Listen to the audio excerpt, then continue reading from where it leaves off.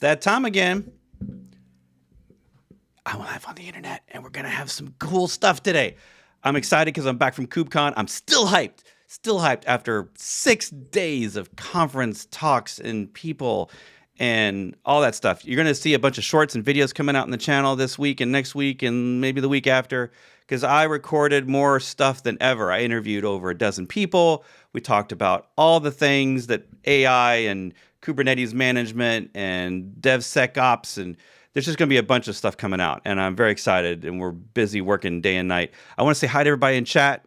Neo, Andrew, Zia, what's up? Caesar, that DevOps guy is here. All right. So we're going to do a great show today. I'm going to bring them in, and I'm going to make quick introductions. I'm going to tell you a little story how this all came down, because it's kind of great. Welcome to the show. We've got Mumshad and Vijin from KodeKloud. Yes, I did bring the soundboard, and you will have to suffer with my sounds. So if people don't know you, which they do, so I'm going to pretend that they don't, but they all do. Mumshad, start us off. Why are you here? Who are you, and what do you do? Thank you, Brett. Yeah, first of all, thank you so much for having us on your show. I'm a big fan of your show. So I've watched a lot of episodes. You create a lot of value with your content and your conversations. So yeah, honored to be here on the show. So I'm Mumshad Mannambeth. I teach Kubernetes and generally DevOps technologies through our learning platform called KodeKloud, where we kind of help our students learn in a kind of an interactive, hands-on approach using our labs, hands-on labs. So I've been teaching for about the past 5 years now, 7 maybe. So prior to doing this full time, I was teaching part-time while I was working at the companies. And then, so I was actually in the US when I started teaching in New Jersey. And then I moved here to Singapore. So I'm currently in Singapore. It's an ungodly hour, Brett. You should change the time. It's 2 a.m. I know. Yeah. I'm always the same time every week. It's like a standing meeting or something. I'm so sorry. So hopefully you'll go back to sleep after the show. Yeah, my energy may be a little bit low, but yeah, very, very glad to be here. So thanks for having me. Yeah. And Vijin, what's up? What do you do?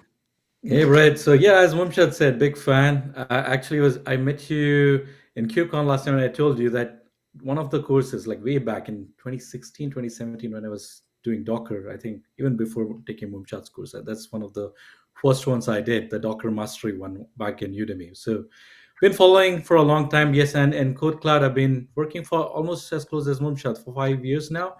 And started off as a trainer as well, working across different content-related things, but mainly related to the hands-on lab. So we are very proud of our hands-on labs.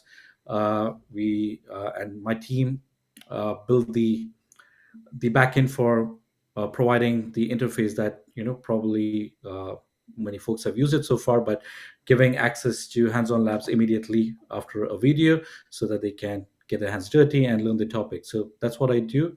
And yeah, very happy to be here. Yes. We had a great time at that KubeCon. I mean, every KubeCon is the same, but also way different. And I feel like at the conferences, particularly KubeCon, because it's so open source focused and it's so much the combination of infrastructure and devs, and like some of us have been around long enough to remember that conferences weren't always that way. They were mostly closed sourced. They were mostly devs or ops. They didn't consider us the same kind of people or humans, so we weren't able to hang out together. And so I just did a real quick Google to see if I could actually pull this up. So this is us like a year ago, I think, or was it? No, this was in Chicago. And that's the one. And I don't think you made it in the shot. Sorry, but this is like all the people, all the friends. It's like a reunion. Every time we go, it's like a reunion. But for Mumshad and I, this is actually the first time we've met. Now, for those of you on the internet, you might think we're competitors. You might think, well, they do the same thing. They sell courses on Udemy. They talk about DevOps on YouTube. But no, we're not. No, we're not. We're frenemies. We're more friends now than enemies because, first off, KodeKloud is like a whole separate thing. They've got a giant company. Like Mumshad created an amazing thing, and I still do the same thing. I just make a few courses and I talk on the internet for a living. So I feel like there's enough people out there and there's enough learning, and we all have different learning styles, that when Mumshad reached out earlier this year and said, hey, we've got some cool new stuff happening, we'd love to come on and talk about it. It only took me about, let's just say 10 seconds to go, do I want someone else that we constantly are like at the top of the Udemy DevOps selling charts? I was like, do I want, of course I want that person on my show. And when we met in person, I got to meet your team. You guys got a great team of people. You had a booth, which, wow, like super impressive to have a training booth. It's not that many trainers at KubeCon.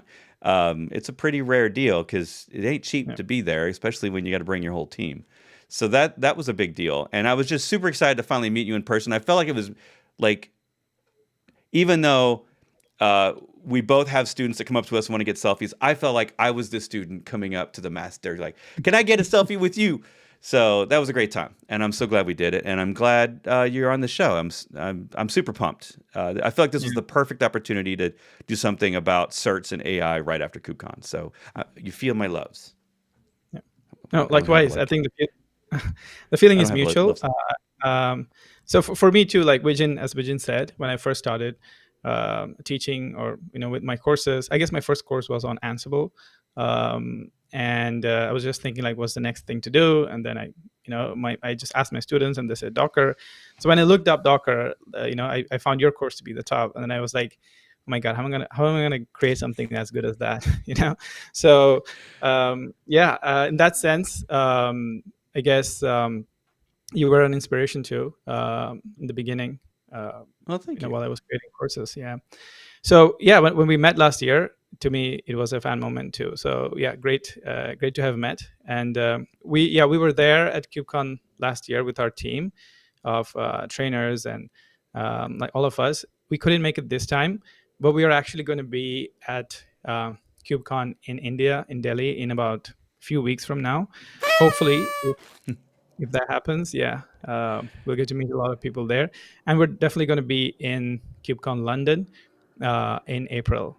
So really looking forward to, we're sponsoring a booth there. So we're going to be there with the whole entourage. So yeah, really looking forward to meeting everyone.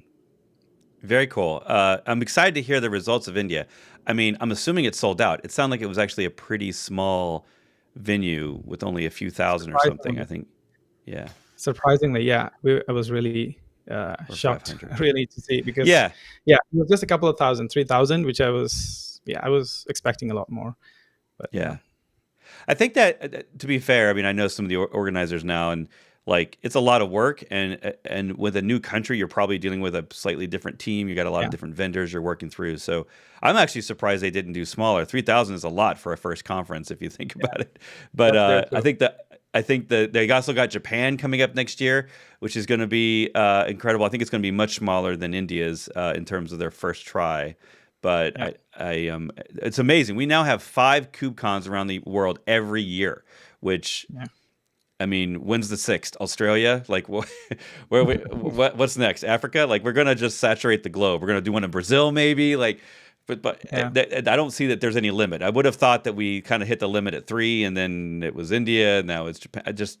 They're growing, and it's incredible. So, by the way, for those of you watching, like, we're not here to talk about conferences, so we're going to switch real quick to certs. But I do want you to know you should look up on cncf.io. You should look on that website, because we have these great things called KCDs, these Kubernetes days, essentially. So it's a one-day conference. I believe it's free. I could be wrong about that. But you should look, because they're popping up everywhere, and you might have one within driving distance of you. And what we'll talk about here is that certifications are great, getting great jobs are great, but what's really going to help your career in the long run, besides just being smart, is the community, because that's going to help you get your next job. Like my whole career, I've had dozens of jobs. My whole career has been about, eventually, once I had a couple of years in, it was like reaching out to my friends and saying, hey, do you know anyone who's hiring? I want a new job. either because I don't like my job or because they don't like me. One of the reasons.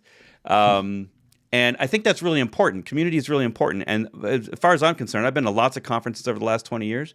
I don't know about the two of you, but like I feel like the community that you make and the friends you make at conferences, it becomes a reunion every time you go back.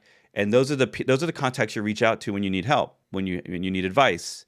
And that's how we find each other now. I mean, we don't all work in the same place. We don't all always have the same company. So do you have thoughts on that? Like, do you guys have a story that actually you used for friends for helping your career? Well, absolutely. Like our story is just that. So Vijin was so when I first started, we had built this community in Slack where we had a couple of thousand students, and it was just growing. And I was there every day, like answering everyone's questions. So I was kind of doing a number of different things. So create courses, that's one thing, but then build the labs. So the labs was something very initial that I built in a very kind of scrappy way at first.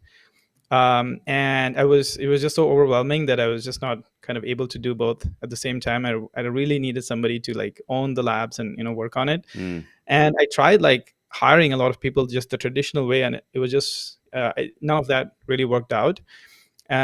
And so, I mean, it just occurred to me one day that like I have these thousands of folks in the Slack community that I could just start looking at.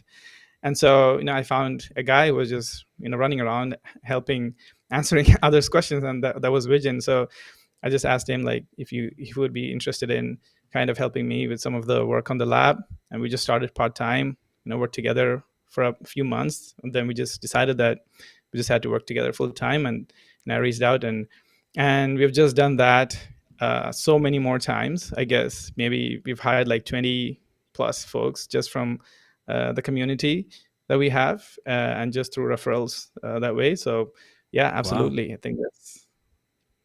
Yeah, I see the. I remember.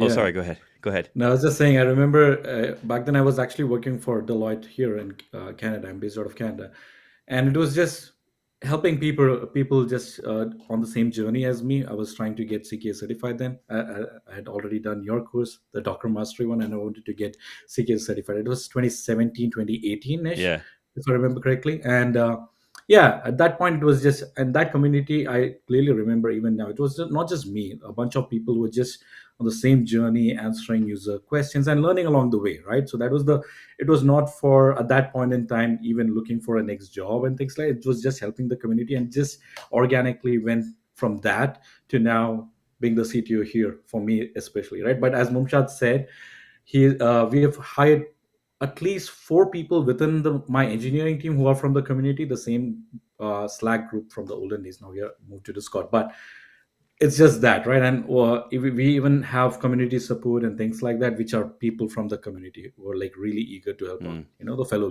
learners. So very interesting that was. Yeah, you never know. Hang out in a certificate or a training community with the instructor that they provide. You might just end up with a job.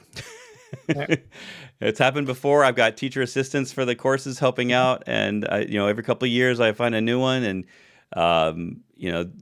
I don't have that team like you guys have, but it sounds awesome. Like, it sounds like a great way to find good talent and people that are eager to learn. And that's really one of the themes of this show is going to be about, the thirst for learning should never die. Like, we all get exhausted, and that's totally fine. I have years where I'm like, I'm tired. It's a lot. Yeah. But I think one of the core attributes of all the great engineers I've met over my career is just hungry for knowledge. I mean, certifications are a part of it, but like, they just want to tinker. They want to figure something out. They want to hear about that new tool and make it work. And it's insatiable. Like, it's one of those things where if you can find someone who just can't stop, like attached to the hip with that person, because they're going to probably go places, and you want to be around those kind of people.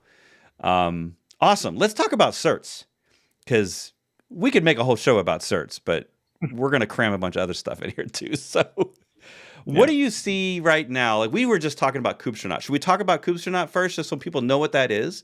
Give us like an introduction to this program. It's really new. Yeah. So actually, Kubestronaut, the idea came from the community, right? From our community, small community of folks who kind of hang out together. I think one of them suggested the idea, and then Ramesh. Ramesh, yes, Yeah, exactly. he helps run Kubernetes at Apple now. Yeah. So yeah. Amazing guy. So yeah, I mean, I think he had the idea, and as everything is with the whole cloud native community, all of the ideas come from the community. It's just a big sign of how ideas from the community make it to the top, right? So the Kubestronaut program is where you become a Kubestronaut.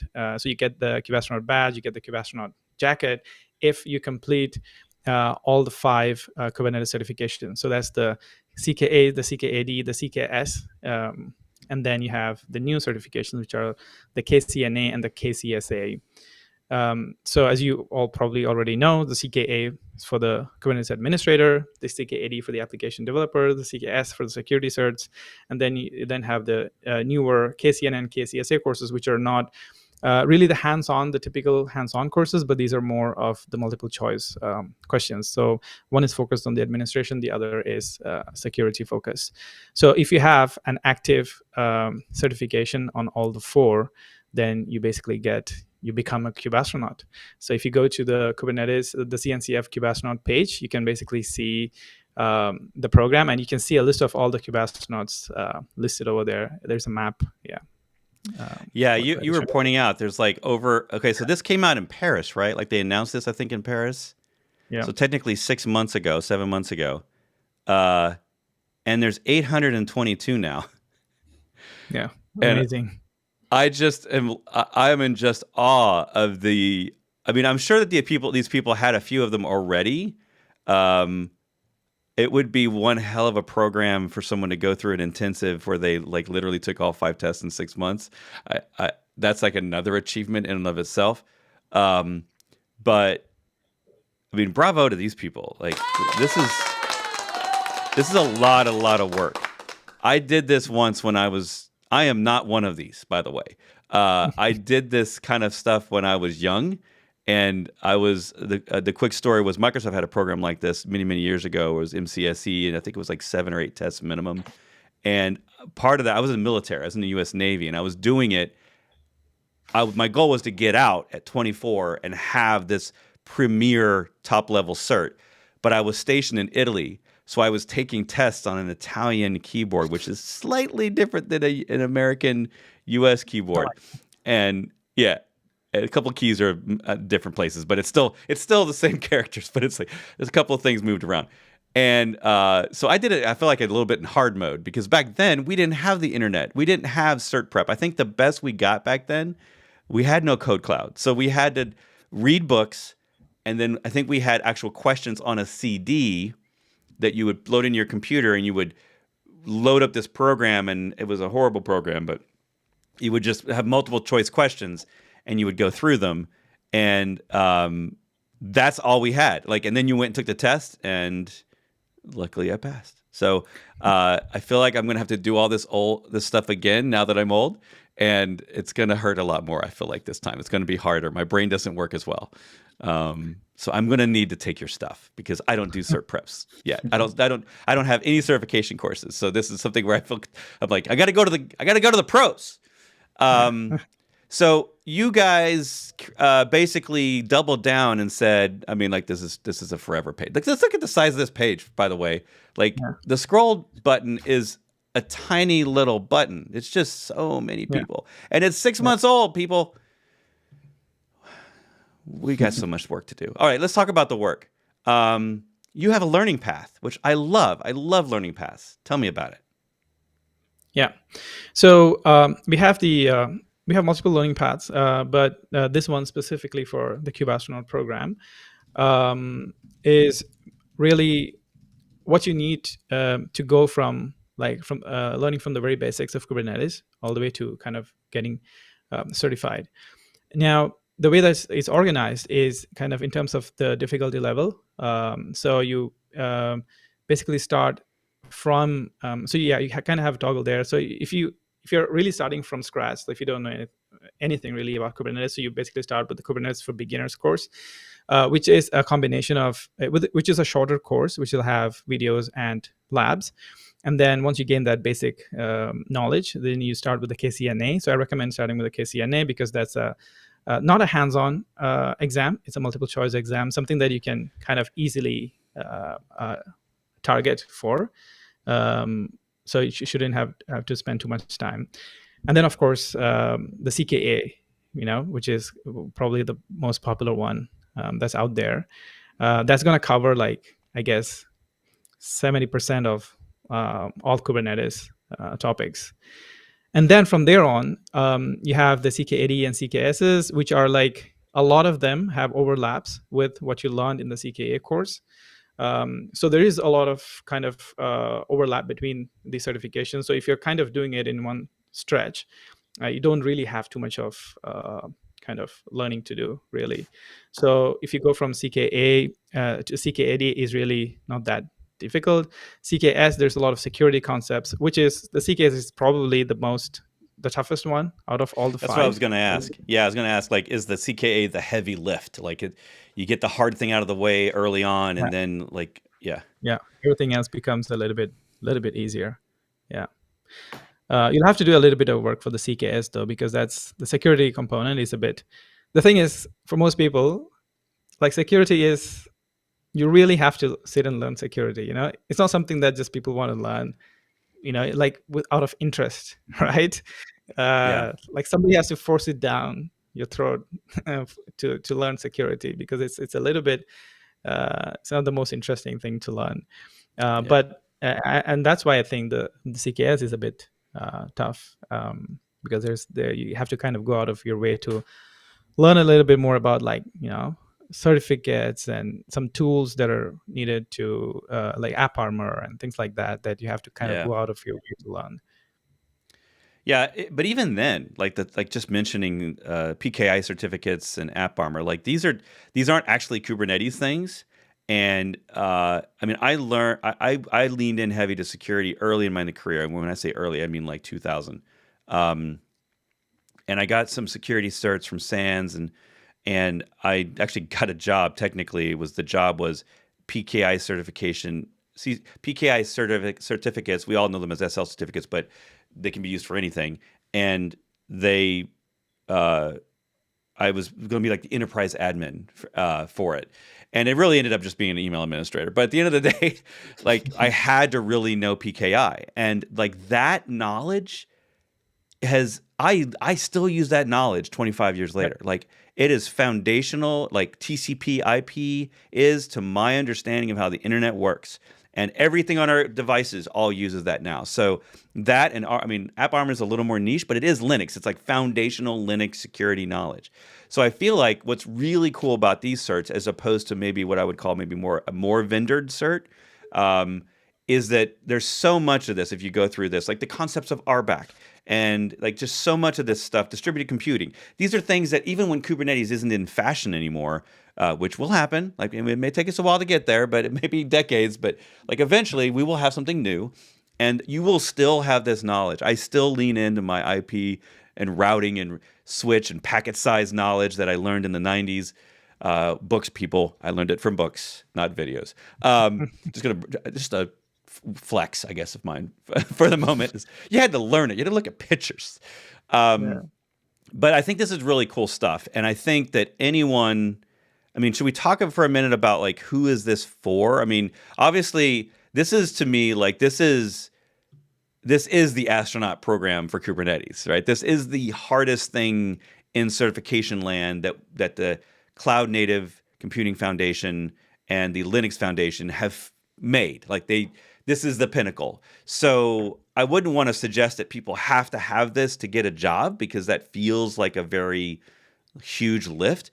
But do you see people that are like straight, like freshers coming out of university, able to get a lot of this knocked out? Are they able to do it with not a lot of practical experience?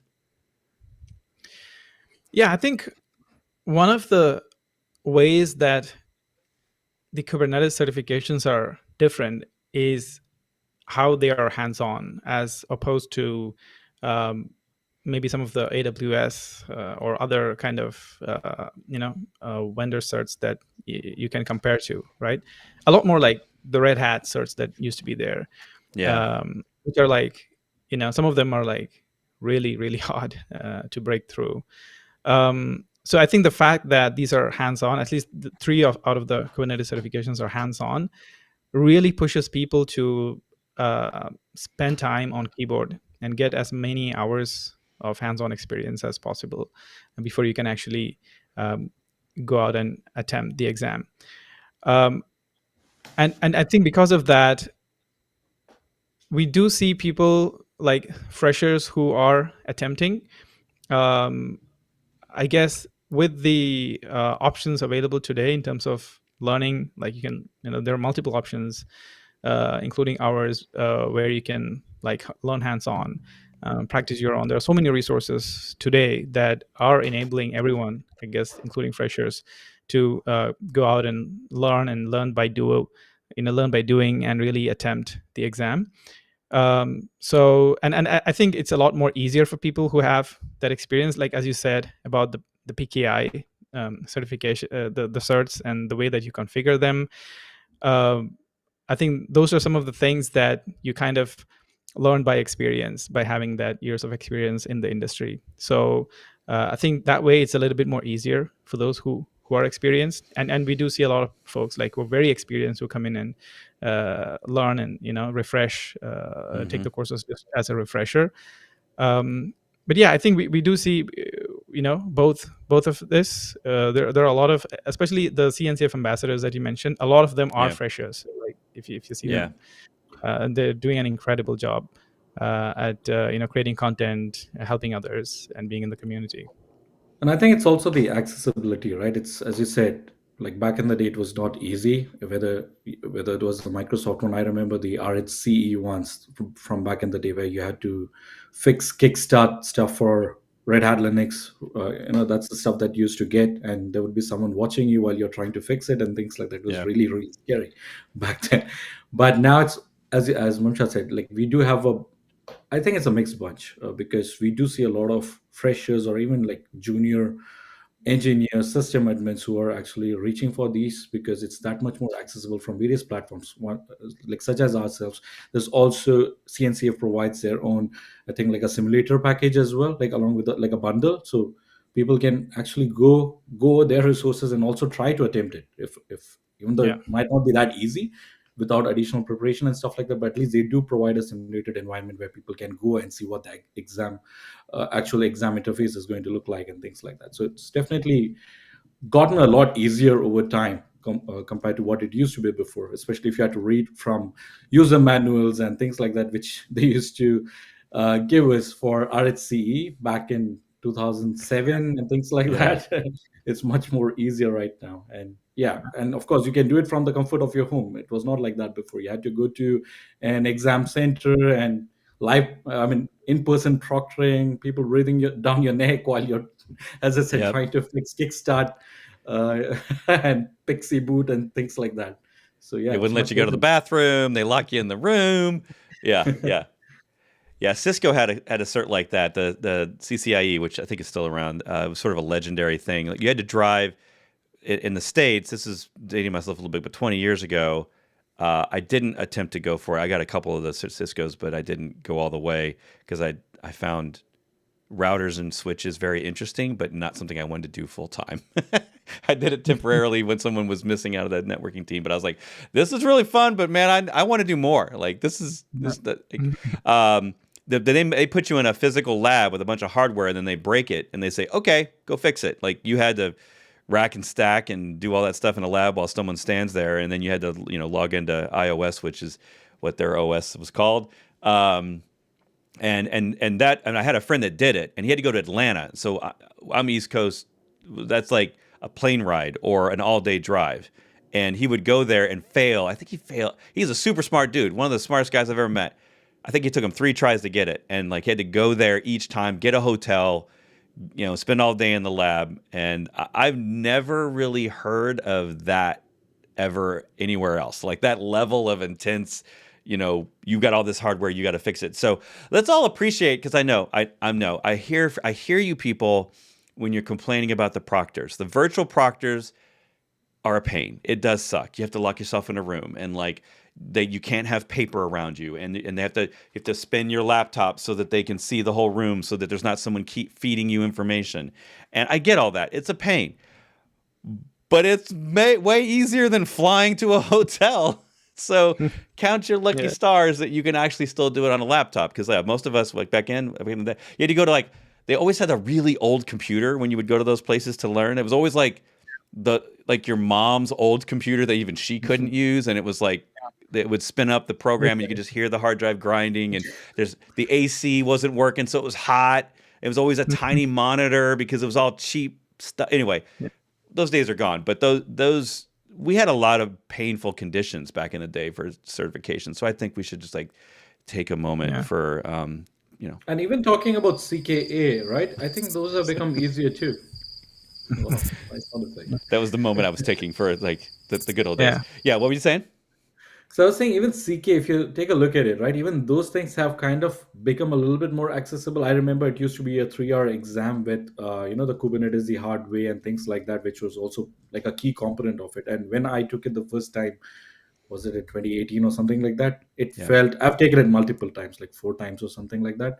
And just to see how it has evolved over time. And I feel overall it's a little bit more accessible. You don't have to sweat over one question, which is, I don't remember what the grading was, but a 16 mark weightage question, which was just fixing a worker node which is suffering from one of those issues, which was covered in the Kubernetes the hard way, right? So it has become gradually a little bit more accessible that way as well. And we so we're going to get to some questions real quick from the comments at the chat. But just to point out, you mentioned this before the show.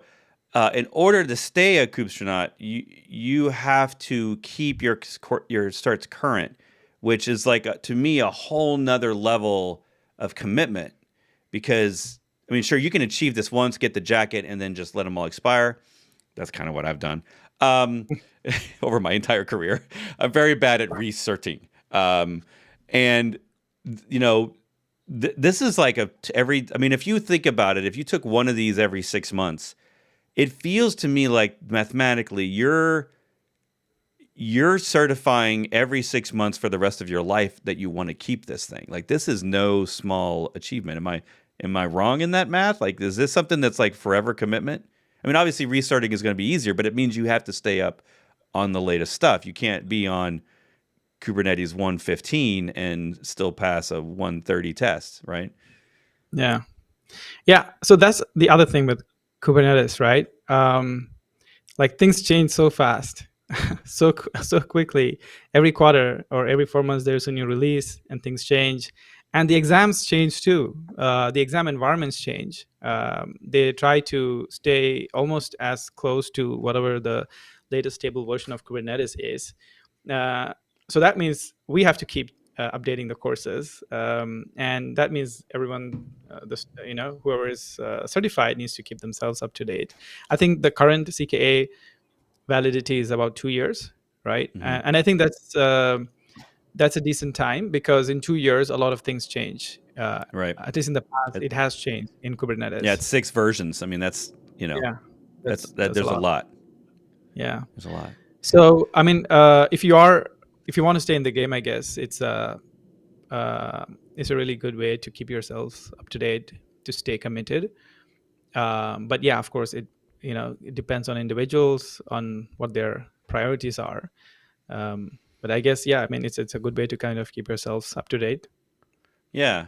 I can see different approaches. One person, they got laid off and they're looking to certify up to look good for a new job, so they might get it. And then once you get the job, you get comfortable, and then you let it slide. But the problem is, if you want to get it again for the next job and you didn't stay up with it, now you got a bunch of work. You're going to have to, recertify one a month or something. Let's get to some questions. That DevOps guy asked earlier, is CKA no longer a prerequisite for CKS? I don't know the answer. It is. Yeah, so it is. It definitely is. So to take CKS, you need to be CKA certified, but they did make a change recently. So in the past, you had to have an active CKA certification to attempt the CKS exam.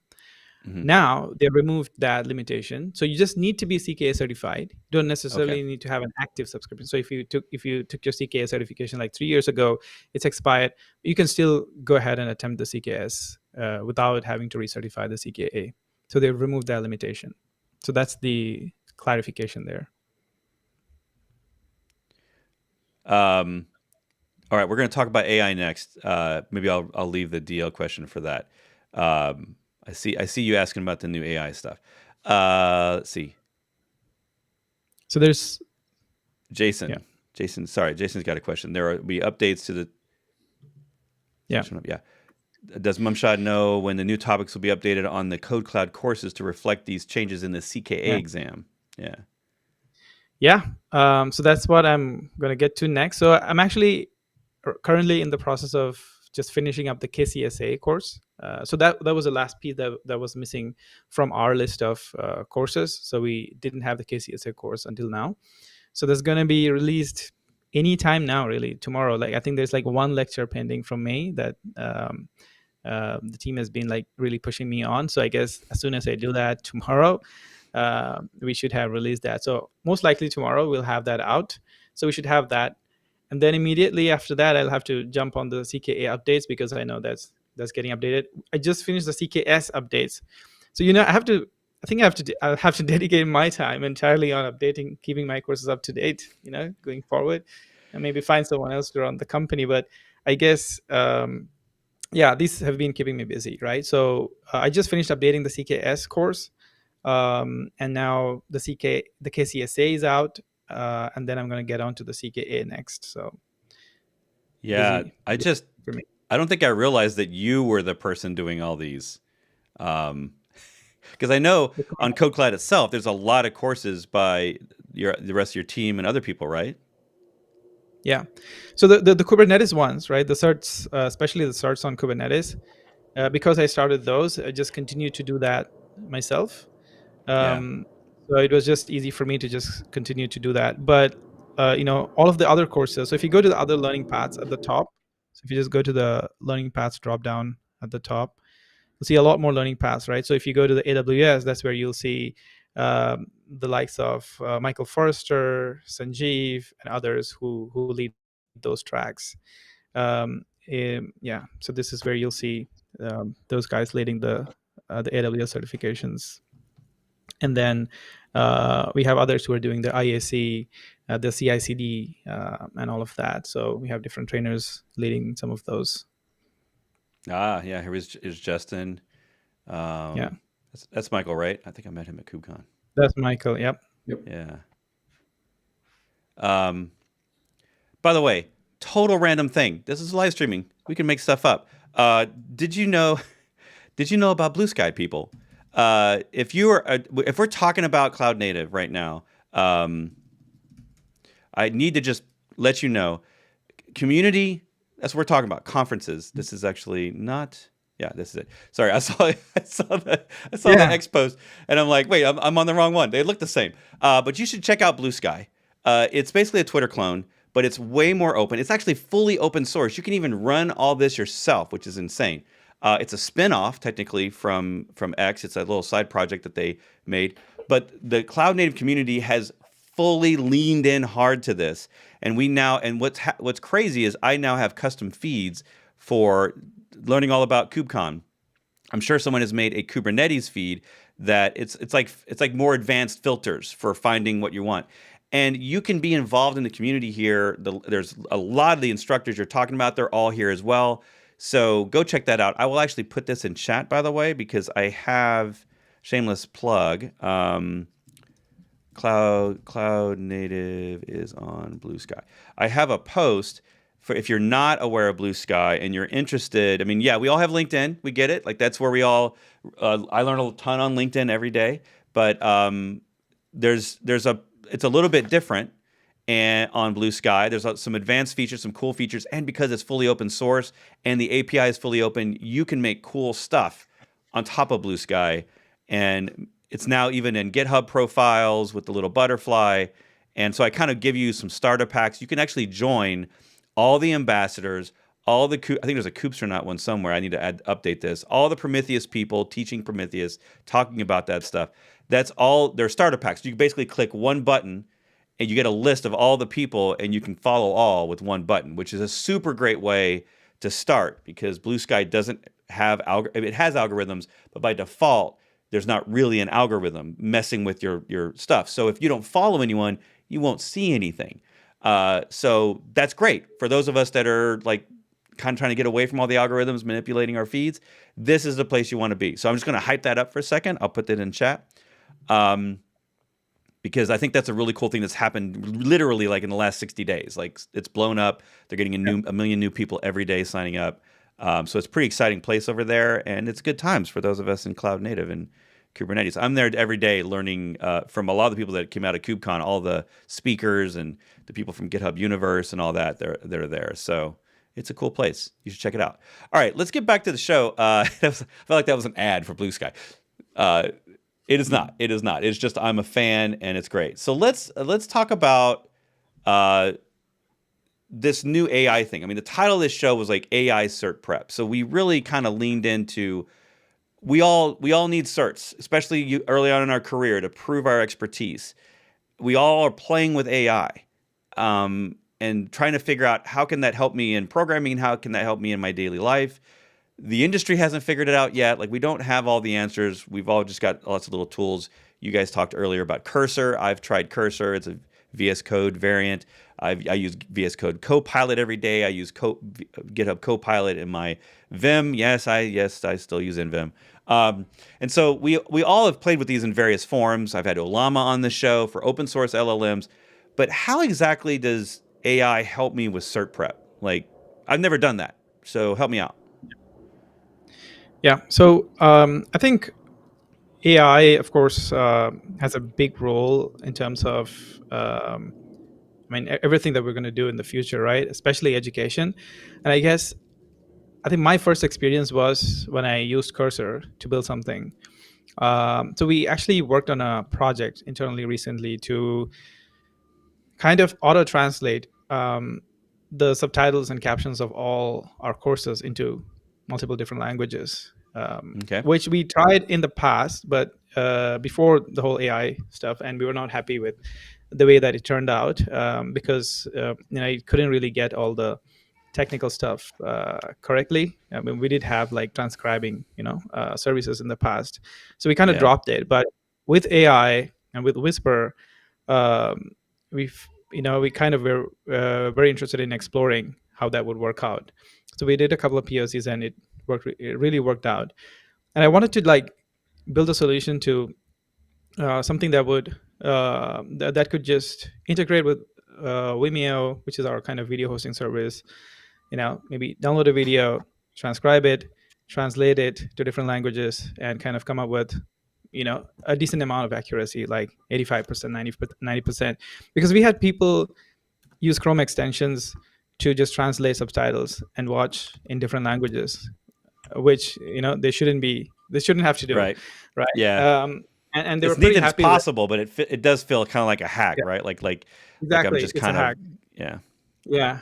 And they were kind of happy with the translation that it gives, which is not great, right? So we wanted to do something better, and so I thought I'll give it a shot just by myself, just so I wanted to learn how all of these things work. I thought it would take like a week or so to build a basic proof of concept. I started with Cursor AI, and I was just blown away that I was able to kind of put something together in 2 days, right? Mm-hmm. A number of things, like one, I could just write. I could ask it to just write code for me for something like a function or something, and it would immediately do that. It would autocomplete things, which is again like it can read. It's like it can read your mind, right? So you write one line, you kind of go and try to write the next line, and it's just automatically autocompletes the entire line for you, like variable names and everything, right? Yeah. Or you just write a comment and you hit tab, and it just fills the next few lines of code with the code. And then I could just select a bunch of lines and ask it to tell me if I did it right. And that's when I realized that's the real benefit of AI, using AI and kind of pair programming, where you could use it to, like, you could write some code and you could ask it to kind of critique it and tell you if you did it right, if there's a better way to do it. That's Yeah. amazing. Like, I right? love Yeah, asking because it to. I love it asking it to make this code shorter or more secure, or give me 5 tips exactly, for making this cleaner. Yeah, it's pretty cool exactly. stuff like that. Yeah. Yeah, so that's pretty cool, and we all know that it's very easy to get started with it and to build basic applications with it, but it gets really complex as the application gets complex, right? And Yeah. then maybe it's not that as efficient, which I guess eventually it'll get there. But at least for someone to go from 0 to 1, it's amazing what it provides, right? Like, people can now build stuff, build basic proof of concepts with it, and even like I've seen people just build basic versions of entire like working applications with it end to end. So I think that's where we all kind of realize that there's real scope for using it for educational purposes. It works really, really well. So Vijin and team kind of came up with this concepts of multiple different ideas, using integrating AI with our lab environments. So we already had lab environments that people are using. So how do we kind of make it easy? So one of the challenges we were facing was when people had issues with labs. Sometimes the answers the stuff they do does not work. It does not get validated as expected. A lot of times we found people complain that I did it right, but your lab says I didn't. And we would look into that, and we would find that even though the person thought they did it right, there was something that was wrong, maybe a typo or something, which failed kind of the validation scripts that we run in the backend. So they would then post it in the community, and it would take someone a little bit of time to get back to them. So there were some of those challenges, and that's where we thought if we could integrate AI into the lab environments, and if the AI knows what the question is, if the AI knows what the user has done, if the AI has access to the backend infrastructure that the infrastructure that the user is working on, it's something that nobody has done, right? And if it can combine that information to tell the user exactly what they did wrong, that would be amazing. So that's what Vijin and team put together a proof of concept, and we've been working on that. And it's kind of in a very good state right now, where initial stage, of course, where I think we had like more than close to 10,000 sessions already, with people like really using AI to like ask questions within the lab and get answers to that. So I'll let Vijin speak more to it, but that was the whole idea. I think for an educational purpose, it works really, really well, and I think probably the future of education is really really personalized assistance within learning, maybe even creating like kind of custom learning paths for people, just identifying where your skills are and just helping you just fill those gaps, exactly identifying the gaps and helping you fill those gaps, which I think is going to be very efficient in terms of learning in the future.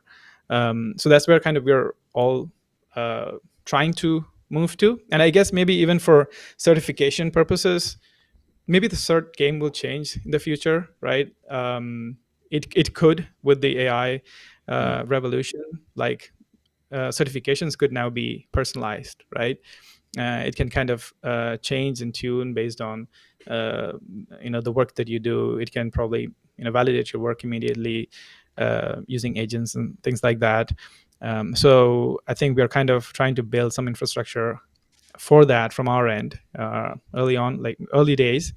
But yeah, Vijin, if you want to take it away, share a bit more detail. Sure, and I'd be happy to show a demo on how it works. But as Mumshad said, right now our main focus was to put in that assistant, a teaching assistant that can just go live into someone's lab while they are doing it and help out. Because we talked about community earlier on the show, right? Where we have got people supporting students and things like that. But what if they want help immediately?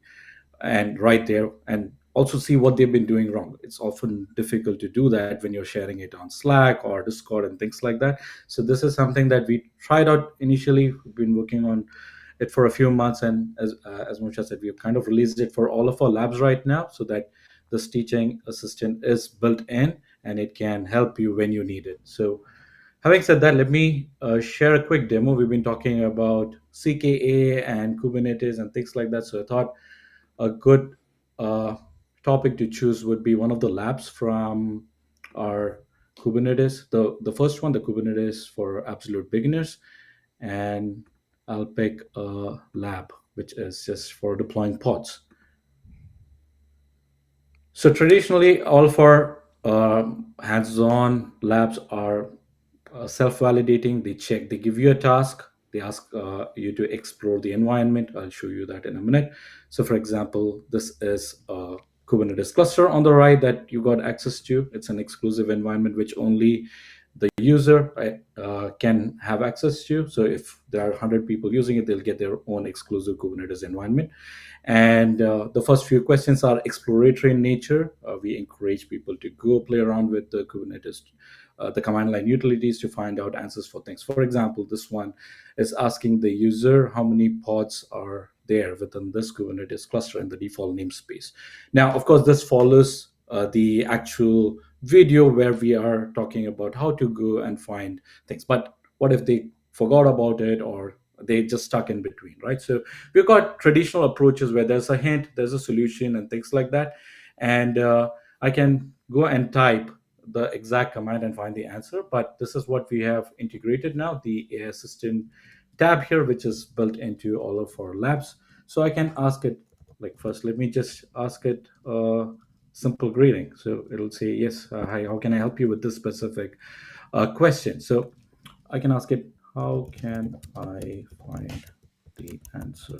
And forget the typo, that should be all right. It will tell me what exactly I'm supposed to do. It's so great that the robots don't care that we type correctly. It's just, Yeah, it's fine. exactly. Helps me all the time.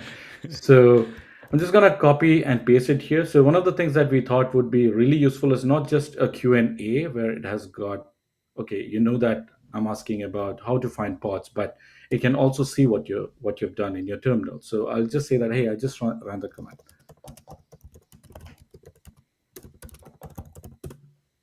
So now it should actually give me a better answer saying that, hey, okay, I can see that you ran the kubectl get pods and it says that no resources are found. This means that there are no pods. So the correct answer is 0. So a little bit more personalized based on what I typed.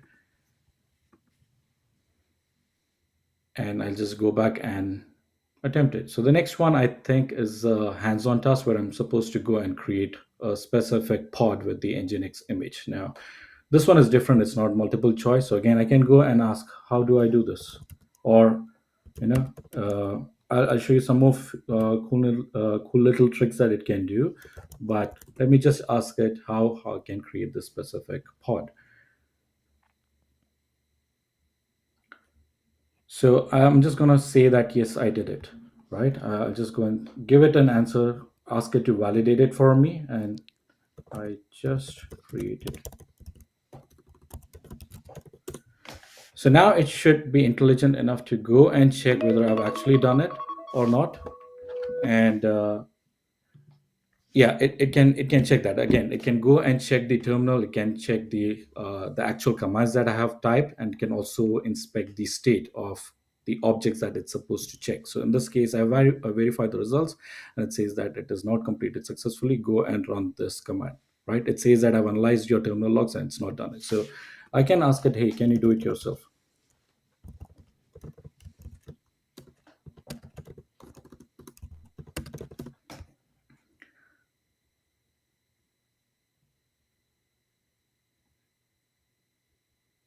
So now it should go ahead and create that pod for me and also validate whether it's running and things like that. And it should come back with a answer saying that, yes, I've successfully created the new pod using the Nginx image. Now, if I go and run this command here, it'll show you that there is an Nginx pod which was created 7 seconds ago, right? So I don't even have to do it, but it's more about, hey, how if you're getting stuck somewhere, it can do things for you. But the wider application is to help people who are stuck, right? And one more thing that we really found a use case for is we actually ran a beta before we released it in production, and there were a bunch of people who were trying it out for their own local languages like Spanish and Portuguese and things like that. So because of that, that's another good use case. So I'm on a new question now, so I can ask it in any language that I want. For example, I just copied something in Spanish. I think it's right, but I'll just copy and paste it here. It's supposed to say, how do I do this in Spanish? So it's supposed to answer back in Spanish, right? And the Wow. other feature is that you can also talk to it. I'm not going to show that in this case, but you can talk to it so that it's like an organic conversation with a teaching assistant, and it can reply back, uh, uh, just as efficiently. So that's something that we have integrated, and over the last few weeks we've been working really hard on integrating it with all of our labs. So we got around 800 plus labs across Kubernetes, Linux, Terraform, AWS, and things like that. So we have actually added that to, I think, 95%. I think we're almost close to finishing it off, but it should be available in all of our labs so far. So yeah, it's actually, we're getting pretty good feedback. It's still early days, and there are things that we're working to improve: the speed, the quality of answers, and things like that.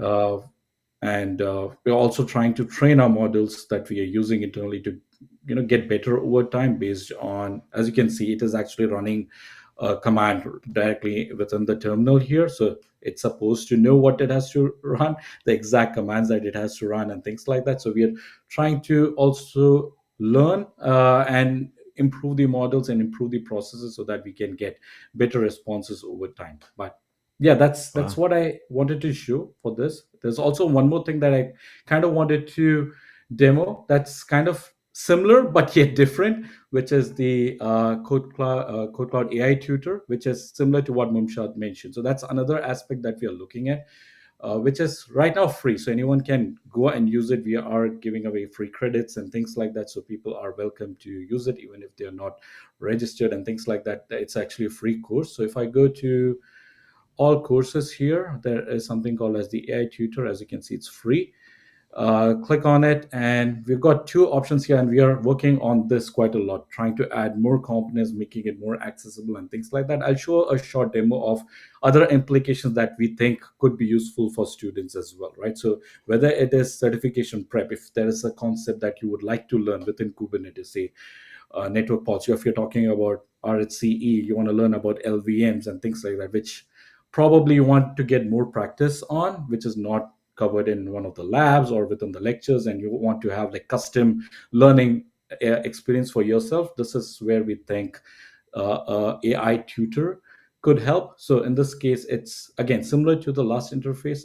In this case, I've selected the Linux AI tutor, which should be loading up a CentOS virtual machine, and I can ask it questions to create a custom learning path for me. So we'll just wait for a bit here for it to, Yeah. yeah, but Yeah. any Well, it's, questions before? yeah. It's while you're doing that, I have tons of questions.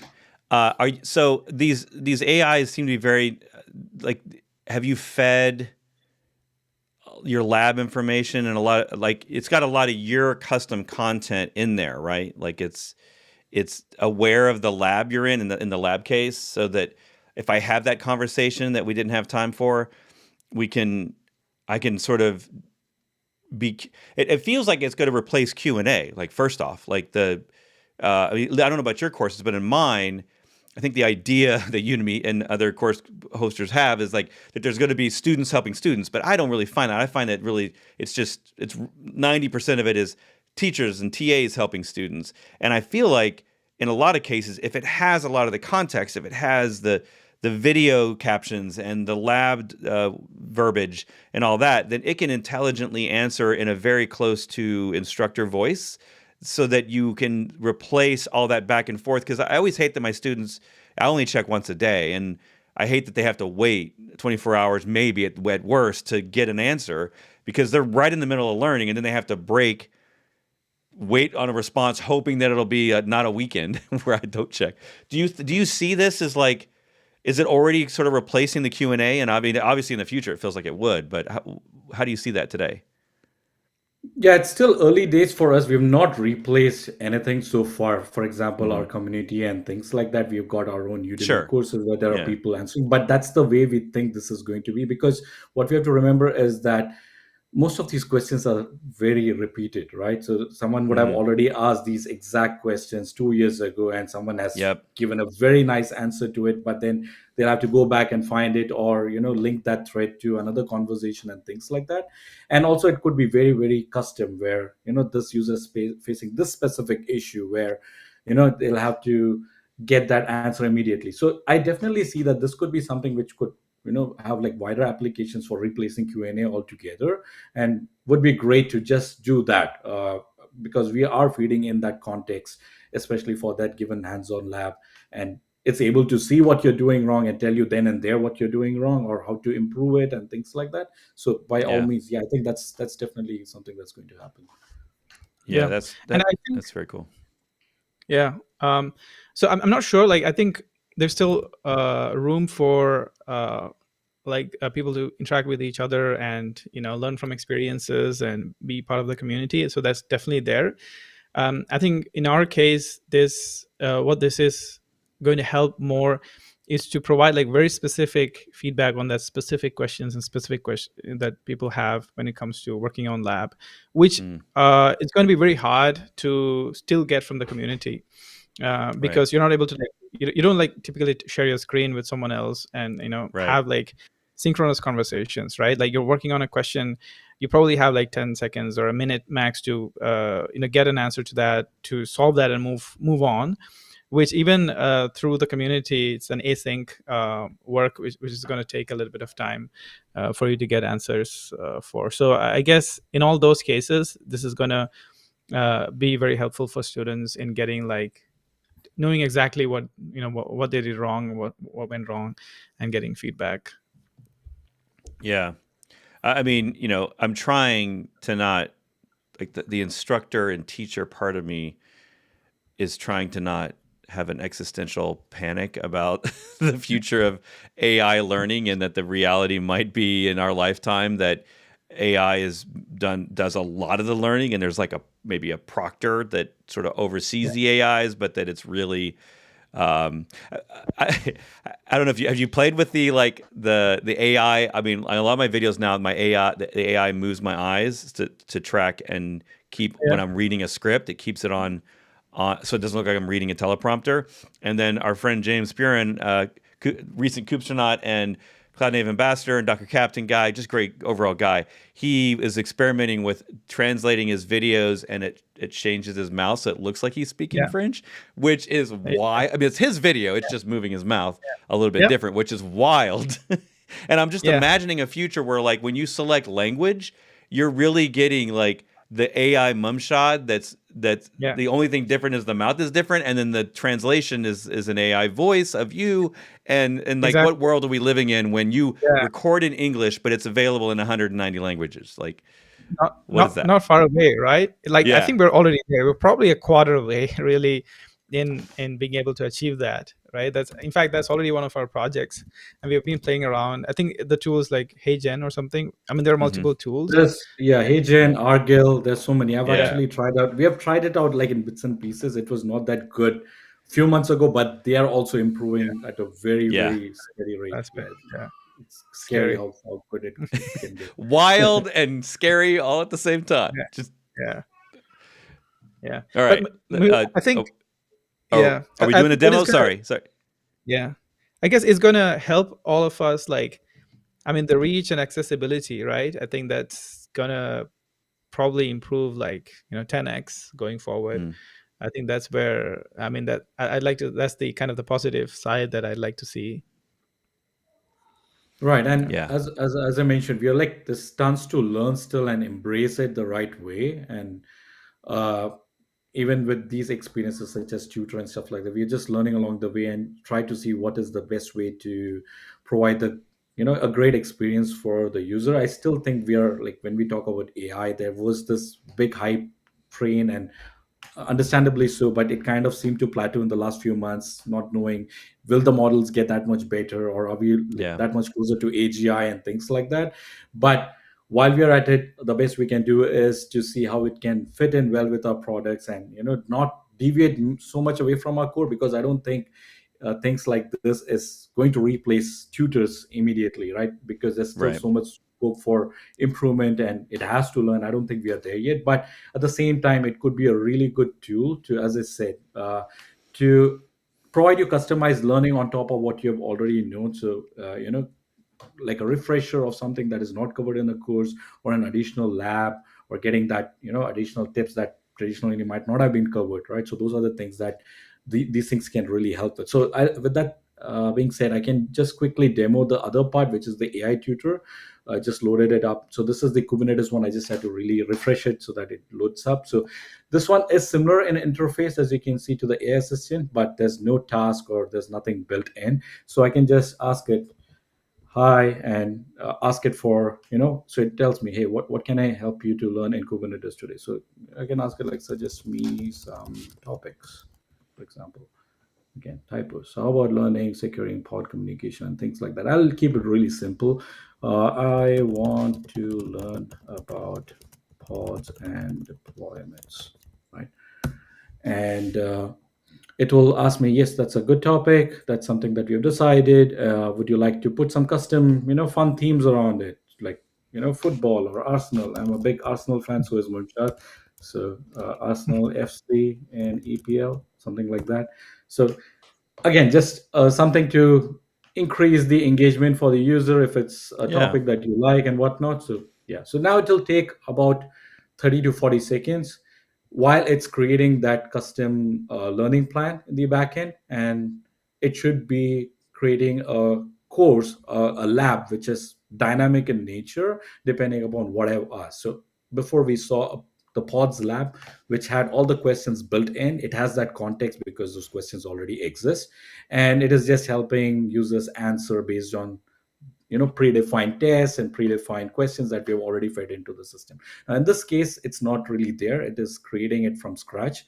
And again, it's something similar to what we saw earlier, right? So in this case, again, it started off with a quiz. We have tried to keep it similar in experience to what our actual labs are, but it's dynamically created labs. So in this case, it is asking, there's a bit of an intro, welcome to understanding pods and deployments, where we'll manage our digital squad just like Arsenal FC manages the team. So some theming around it to keep it interesting. And of course, there's like quizzes and tasks, which is what we generally do, which is what most of the exam preps, and that's the traditional way of testing whether someone knows it. But to learn it in a hands-on way, we have put it across in a way that you'll have to do things while you're learning it. So in this case, it is asking me to go and find pods in the kube system namespace, which is running. So I'll just copy and paste it here. And as you can see, this is again a brand new cluster which was created 30 minutes ago. So I'm just going to run woodcount-l. But if I don't know, I can ask it, hey, how can I count the pods or something of that sort. I'm just going to run it here, and it says it's 8. So again, the same drill. It's able to see the terminal, the commands that I've typed and things like that, and it's telling me the exact command with the word count here. And I'm just going to say that I ran the command and I see some pods running in the namespace. Yeah, something very generic, but it should be able to understand that, hey, this is good enough. You've actually understood what you're supposed to run, and you actually run the word count as well, and it's actually moved on. So it's like, yeah, you confirm that there are 8 pods running because it can already see my terminal. It knows that I actually counted correctly, or I didn't even have to tell the answer to it. It just knows. It's almost like it's someone beside you looking at your screen and answering based on what it sees, right? So But what again, if you make like a mistake, like a typo in the command or something? yeah, sure. So let me I do that all the time. So CTL Without pods, trying. Yeah, It just without happens. trying. Yeah, so it helps me a lot. I ran a command but got an error, right? So it's supposed to figure out what I did wrong and tell me that, yes, you make typos a lot, Vijin. So This feels like exactly my coding AI experience, where it tells me to do something and then I put it in code and then I get an error and then I give it the error and then it says, okay, try this. And then I say, that didn't work either. Here's the error. And I end up with a 30-minute conversation about the errors it's making me run. But in this exactly. case, this is human generated error. Yeah. Yeah. So it was able to figure out, because it can see the terminal, it knew that the command syntax is wrong and it's telling me what exactly to run. So I'll just do that and we'll move on to maybe one more task, which is, yeah, so, well, I copied it wrong.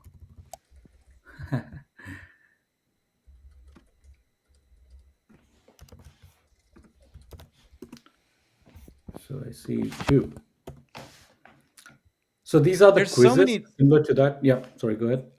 So I was just going to say while I was loading, I was like, there's so many different aspects to this as a learner that I didn't really consider before until I was staring at this screen for a minute.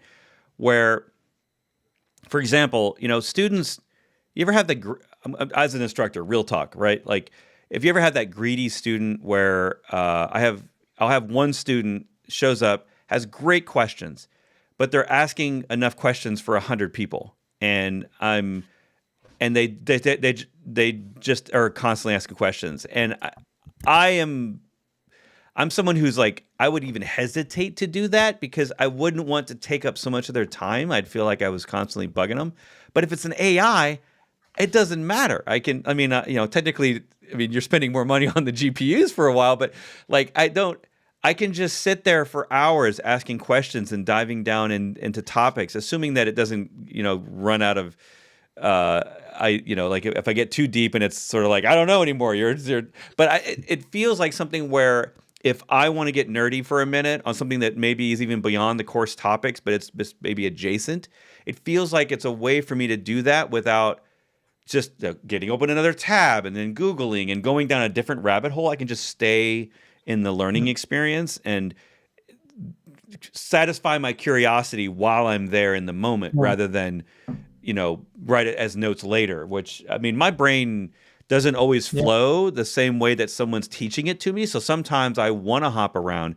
Is this any kind of like this where you showed several different AIs, but I often wondered, would it be helpful if I could ask the AI, like, is there something that I can watch from Mumshad about, service endpoints? I want to customize them. And would it know enough to say, oh yeah, this lecture over here, just click here and you can go watch that one now? Like that almost feels like at that point you're now choosing it's like your choose your own adventure book sort of learning methodology. Is that something you've thought about?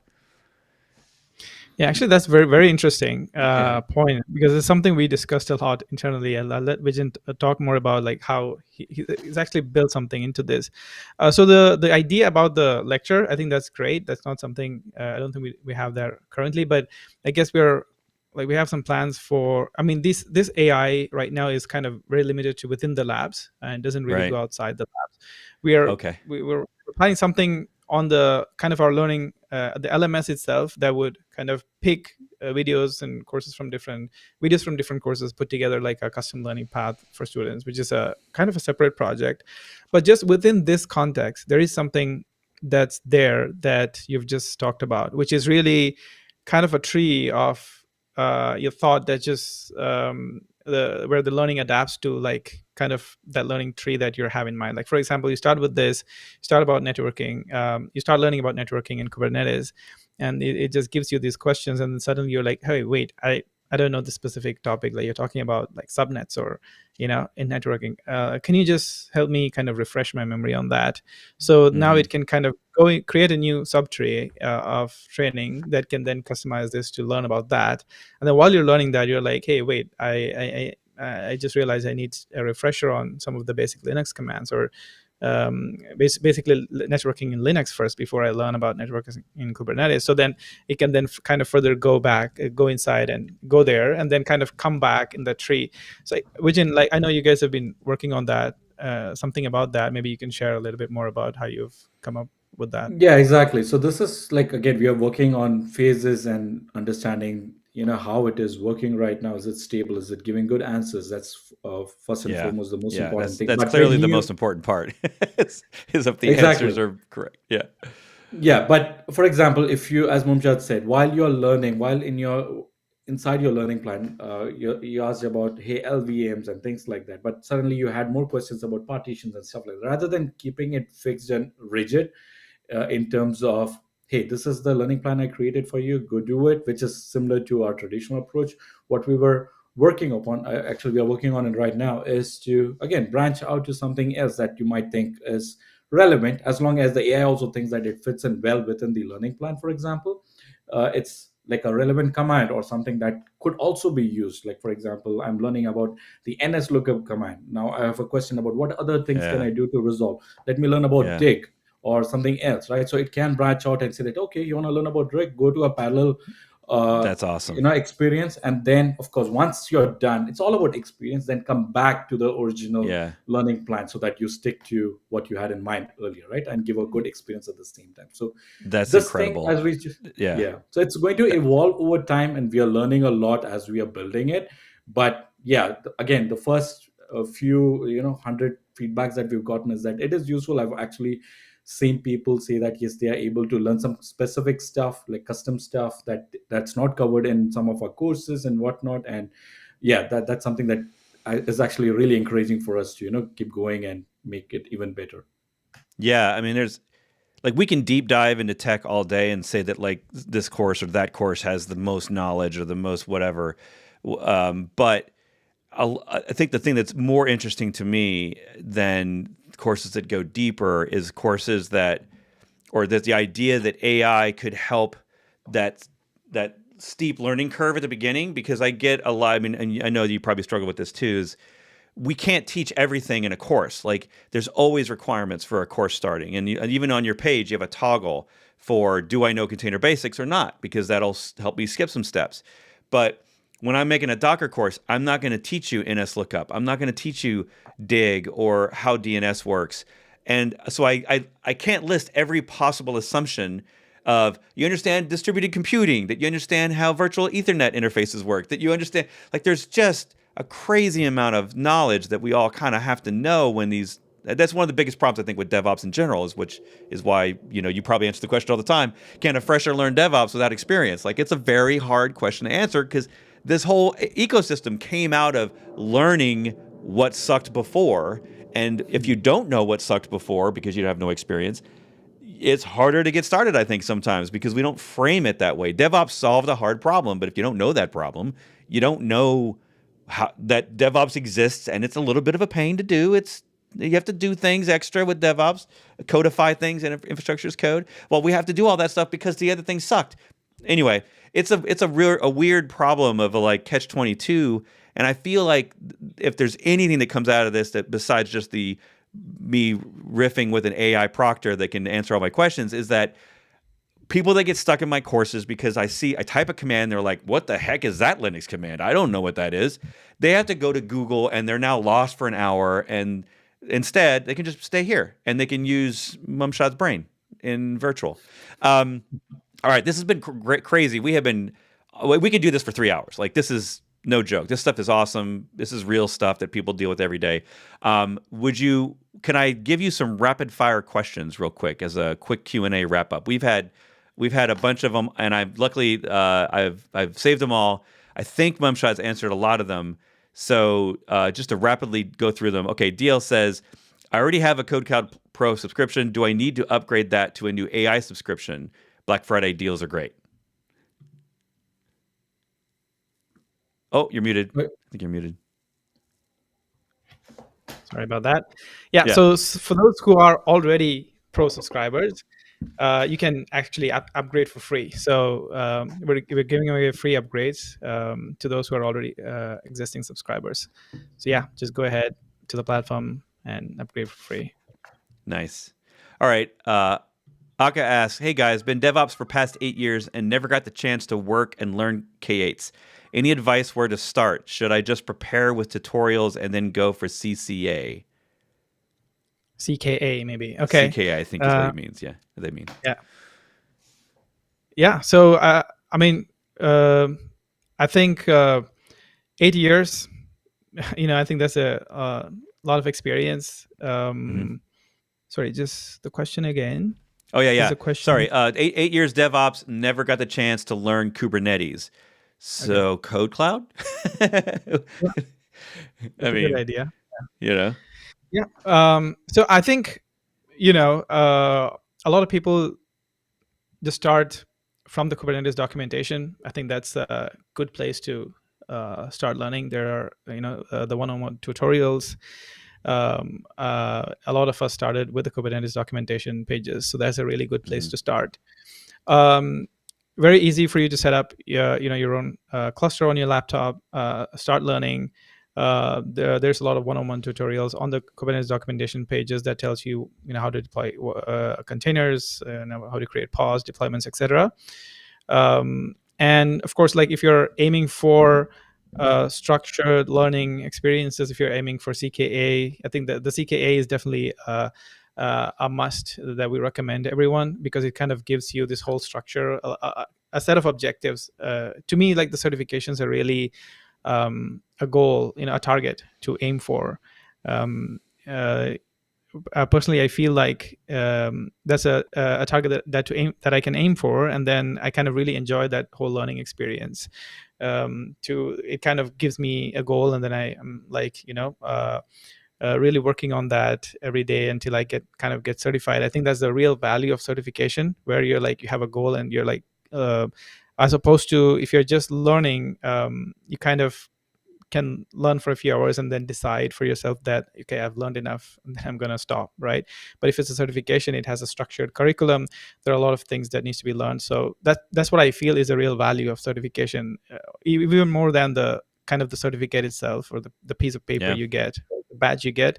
I think the real value is that the structured approach that it takes you through, the kind of practices that you have to go through. So yeah, CKA is very much recommended. I guess that probably should be the first to aim for. Yeah. I think in general on the show, when we have the Q&As, we generally like if you're new to DevOps, the first one's probably Linux and IP, like TCP IP and Linux, like this networking, the basics of the operating system that everyone's using. Then like maybe pick your cloud. This is if you're in a job, right? If you pick your cloud that your company would help you get a cert in, and then maybe go for Kubernetes. Because if you don't have any of that underlying levels, that's where people in my courses get stuck, because they're like, I don't even know what system D is. I don't know what a shell is. I don't know how to run bash scripts. Like they just need that really base level stuff. If you've been doing DevOps for 8 years, you don't need all that. You've done all that. So you can probably jump right in with Kubernetes, assuming that you've done some Docker, like maybe, and so you understand some of the basics of containers, because you do need that for Kubernetes. Yeah. Great question. Great question. We get all sorts of learning questions around here, and I'm sure you all do too. Conrad has a question. I'm a software engineer who does some DevOps related work. Would it make sense for me to take any of these certifications? So like your DevOps sounds like it's one of your roles, but your main job is DevOps is actually writing the app, not I'm guessing you're like what those solo DevOps, so I call them, like you're just you have to take your app and get it onto the servers. So now you got to know all the things to get it on the servers. What do you think? Yeah, I think so. That's why you have the CKAD, right? The CKAD certification, the Kubernetes for application developers, is really for developers who are building applications which eventually gets deployed on Kubernetes clusters.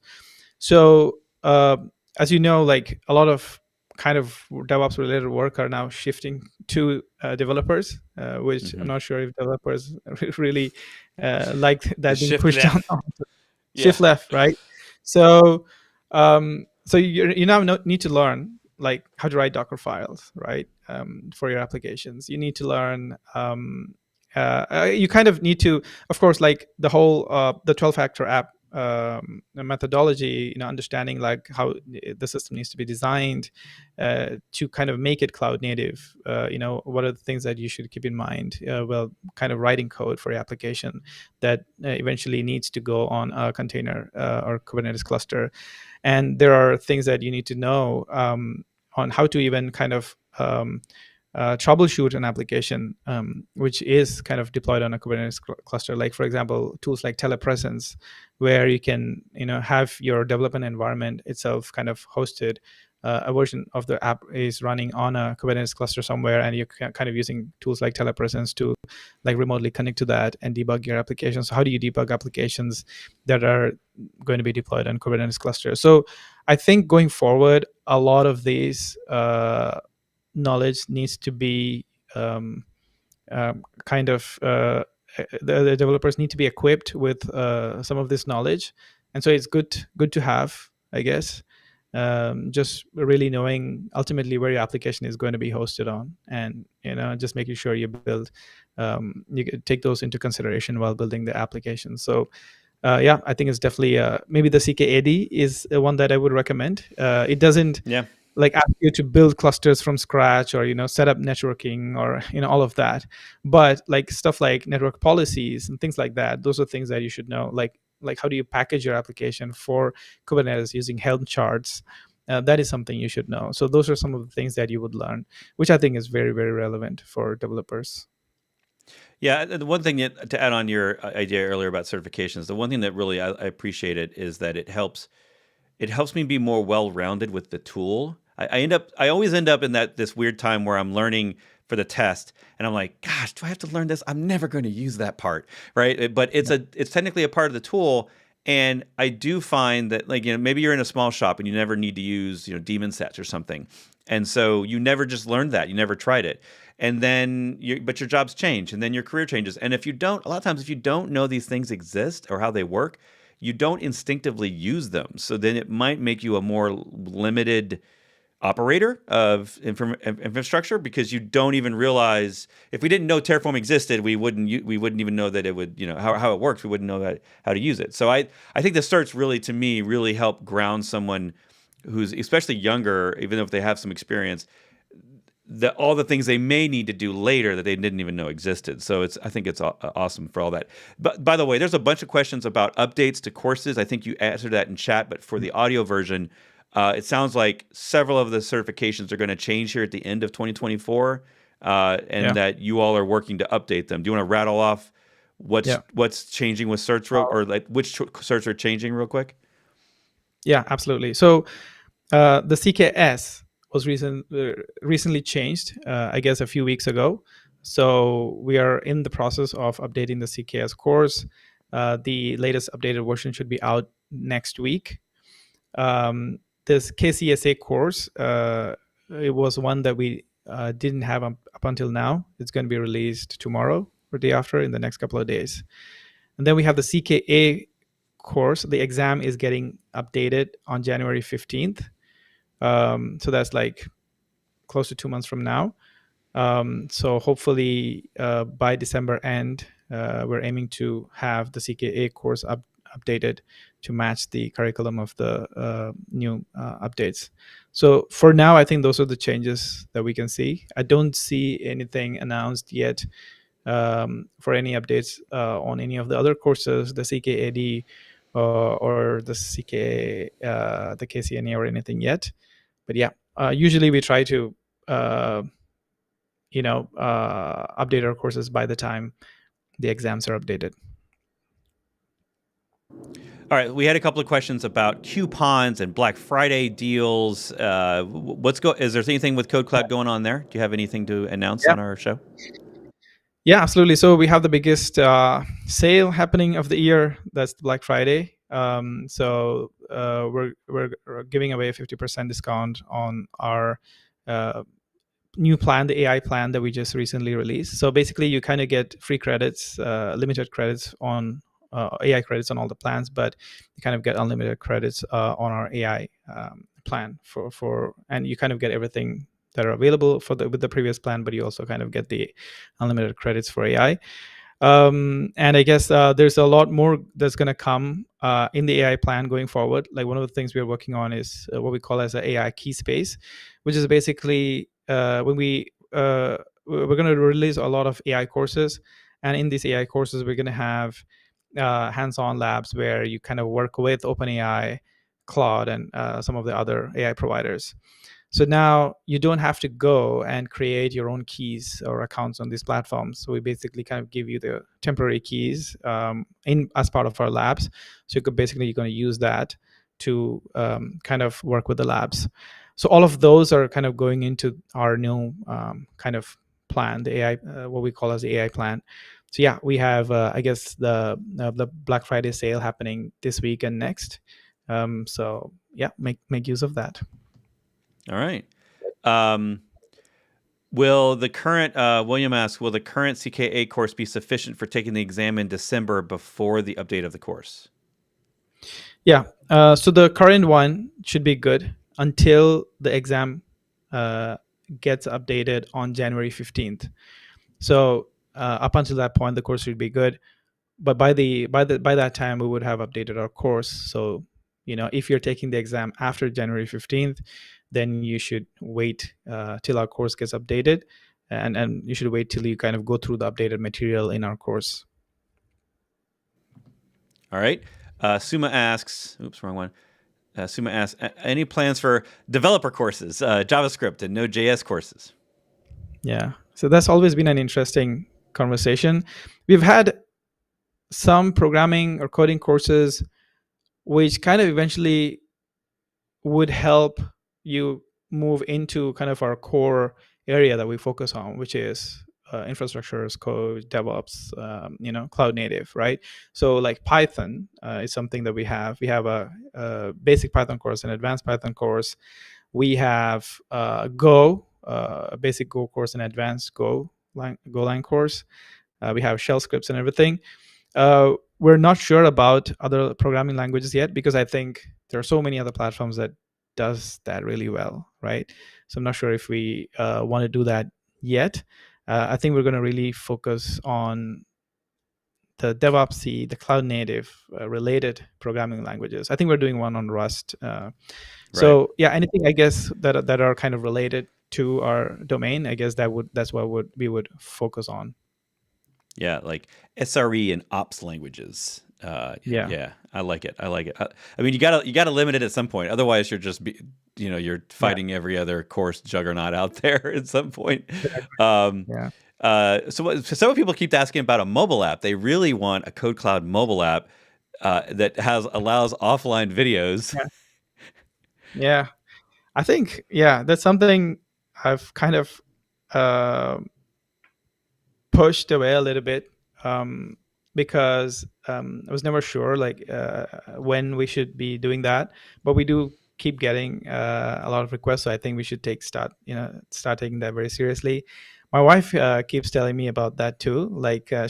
She likes to learn on the couch, and she's like, "You don't have a mobile app, so I'm not gonna. I want to learn DevOps. I want to learn Kubernetes, but I can't learn it from my couch. I'm like, our web app is like mobile friendly, but it's like, no, it doesn't feel like a mobile app. It doesn't feel need native. a mobile app. Yeah. So I do get questions a lot for my courses about like downloading for offline use during commutes and stuff like that, where they have intermittent signals and it's hard. I mean, to be honest, that stuff is hard. Like, good luck to you, sir. That is hard. Getting a mobile app that gives you a better experience than web mobile. That's not just a Chrome around a web app, because now you've got to talk about DRM on the device, downloading. What happens when I replace the video? Does it expire the cache and redownload? I mean, there's a lot. Like, Netflix doesn't change their videos when you download them. Like, they don't revise every year the episodes of a show. But that's what this is. This is harder. This is actually harder than that. So. And also the labs, right? Like, we have to think about how we're going to integrate the labs. Which is traditionally so the labs are going to be out of question, I think, right? Like, you just and AI would be off. Like, you wouldn't have AI. Yeah. So it's a tough. All right, but couple quick ones here. Why no labs in Azure DevOps course? Someone's asking. Let's see. We get random ones, I think, like that. So one of the ways that we pick labs is, so if it's a certification course, and if it's a hands-on certification, then we definitely have labs for it. If it's not a hands-on cert course, then we kind of add labs on a kind of a need basis, right? Like, if the focus is really helping students, crack the multiple choice questions, like I think in this case, the Azure courses are on our multiple choice, then I think the focus there is more quizzes and multiple choice questions than labs. But we eventually want to get to a stage where we have more labs in all of the courses, right? I can also answer that, Mumshad. So we are actually working on more and more Azure services, also GCP coming soon as well. So that's part. So some of the things for Azure specifically, as compared to AWS, we are trying to catch up with respect to the number of labs we have for Azure. So that's going to come soon. We already have labs for The AZ104, 204, and the AI 900 is something that we are also looking at, which is just released. So that should also have labs in the immediate future, but we are working internally within the engineering team to enable those specific services. So that should also come soon. Yeah. Oh my goodness. I'm having like instructor anxiety right now just listening to y'all talk about all these things you're gonna do. Like it's coming soon. And I'm like, and I have the same feelings in my own courses. I'm like, it never ends. All right, never ends. And this stream will never end if we don't cut it off. So I'm gonna leave it with one last question. Any courses related to ML ops currently are in the works? Naveen asked. Yeah. So our plan for 2025, like we're planning like 50 plus courses. So we're going to have a lot of them, which are on really focusing on our core. So I guess like 50% of that is going to be continuing to be DevOps, cloud native, cloud. But a portion of that is going to be on the new stuff that we're expanding to. So the plan for next year is to expand to the whole AI ops, ML ops side of things. So there are a couple of learning paths that we're planning on the AI ops and ML ops part. Something that we have to figure out by the end of the year and start working on in 2025. So yeah, definitely in the works. There's going to be at least like 15 to 20 courses in that area that we'll have next year. We're just trying to gain a lot more clarity from our end on what it should be. So a request, if I could, if you go to request.kodekloud.com, you're able to create a new request for courses and upvote requests, right? So there's a kind of a voting board there. You can see what courses we're working on right now. You can see the live courses, and you can see like the courses that are queued, that are waiting for votes. So if you could go there and upvote or add new requests there, that'll really help us pick the courses for next year. Oh, that's cool. Yeah, that's a nice way to do it. All right, so you heard it first. Everybody go upvote the Node.js course. Don't troll the course stuff. Come on now, they're working hard. There was a couple other questions in there, but we're almost 2 hours in, people. So we gotta cut it off this time. And I am so appreciative of both of you being here, especially. I mean, Mumshad just needs to go back to bed. Like he never actually made it to bed, and he needs to really go. If you want him making courses tomorrow, he needs to get his beauty sleep. He needs to rest before he talks on camera. Otherwise, he's going to start saying random words, and it ain't going to make any sense, which I did recently on a video. Thanks to AI, it replaced my words because I kept saying one and meant the other like 5 times. And then if you watch my videos, you see my lips move and it just replaced it with a different word. Yeah, it's pretty cool. I mean, acronyms are hard when you're tired. So this has been awesome. I mean, and honestly, we should do this again. This is great. There is so much to talk about when it comes to the intersection of AI and learning.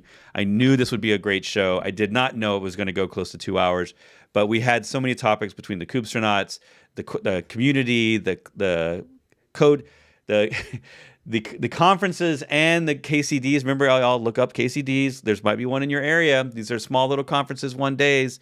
They're not. You don't have to go traveling to a big expensive KubeCon to get a lot of this stuff. So you guys are sounding like you're basically not taking vacation for the holidays, and that you're going to be making courses for the next 5,000 years. So thank you for what you do. It's never ending, so you're never going to retire. We can't clone you. So until the AI robots take over, you just have this for now, forever. Well, thanks again for being here. For those of you, go sign up at KodeKloud. They got their Black Friday specials. You heard all of that. My courses on Udemy are on sale, but we're not here talking about that. We're talking about KodeKloud. And AI learning is coming, and it's already here, in fact, if you're on KodeKloud. So I'm excited for it. I think this is all going to be awesome, as long as they don't hallucinate every other time I use them. So that's the hard problem that everybody's trying to solve. Yeah. Well, thanks again, guys. We'll see you soon on the internet. We won't be live next week, by the way. We won't be live next week. That's a holiday in America. We don't do that lives there. So we'll be eating all day long. But we will be back in a couple of weeks, and sadly not with these guys. But thanks, Mumshad. Right. Well, thanks, Vijin. Thank you so much. Thanks, everybody. Yeah, thanks for joining. Take care. Yeah. Bye. Bye-bye.